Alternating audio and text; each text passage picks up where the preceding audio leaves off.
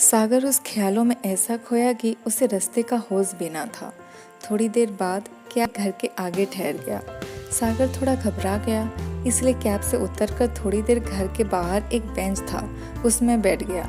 2-3 minute बाद हिम्मत जुटाकर दरवाजे की ओर बढ़ा और कॉलिंग बेल बजाया।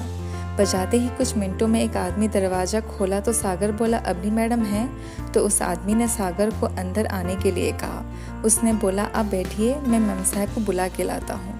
सागर सामने पड़े सोफे पे बैठ गया। कुछ टाइम बाद सागर का नज़र सामने रखे हुए कुछ फोटो फ्रेम्स पे पड़े। वो उसको देखने ही लगा था कि अवनी आ गई।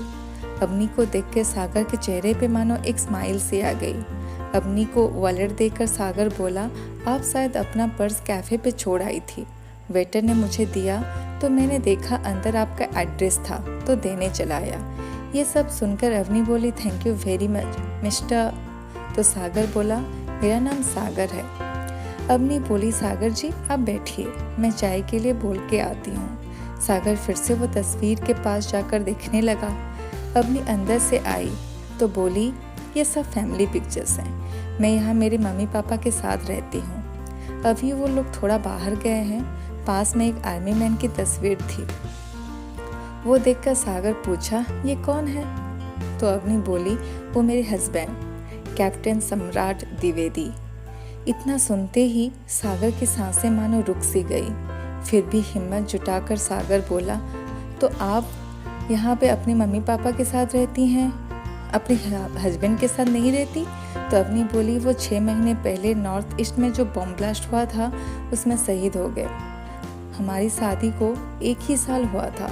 तो सागर को पता चल गया अवनी आखिर क्यों इतनी उदास है। थोड़ी ही दूर में एक शादी का पिक्चर था। सागर उसको देखकर बोला, तो ये आपकी शादी की पिक्चर है? अवनी उसको उठाकर बोली, ये मेरे पिताई का फोटो है। मैं कितनी रो रही थी और पापा मुझे समझा रहे थे। मैं पापा को बार बार पूछ रही थी कि पापा, विधाता ने ऐसी रीत बनाई क्यों? बेटी है तो दिल का टुकड़ा, फिर भी होती है पराई क्यों? अपनी गुड़िया को भेज रहे हो क्यों डोली पर? मैं तो हूँ आपकी बिटिया रानी, कैसे जीऊंगी बताओ आपको नज़दीक ना पाकर। फिर और एक तस्वीर दिखाई जिसमें अवनी की माँ गले लगाकर शायद कुछ अवनी को बोल रहे थे। अवनी उस तस्वीर को दिखाकर बोली, तभी माँ आई मेरे पास, मेरे आंसू पोंछकर बोलने लगी, बेटी ये चुटकी भर सिंदूर और मंगलसूत्र कर देती है सारे रिश्ते पराए, पर होती है इनमें शक्ति अपार, झुकते हैं यमराज भी इनके आगे। ये महानता होती है नारी की, सदियों से निभाई गई ये वार्ता, दोनों कुल की हित ही चाहती, इसीलिए तो इन्हें कहते हैं दुहिता। अपनी संग सहेलियाँ और ये आंगन पराई हो जाएगी, पर इस घर में तुम्हारी अटखेलियाँ याद बनकर रह जाएगी।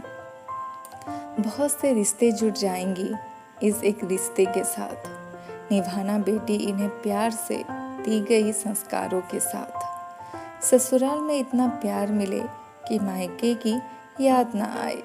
आशीर्वाद देते हुए माँ बोली, ये सातों रंग तुम्हारे जीवन से कभी ना जाए, कभी ना जाए।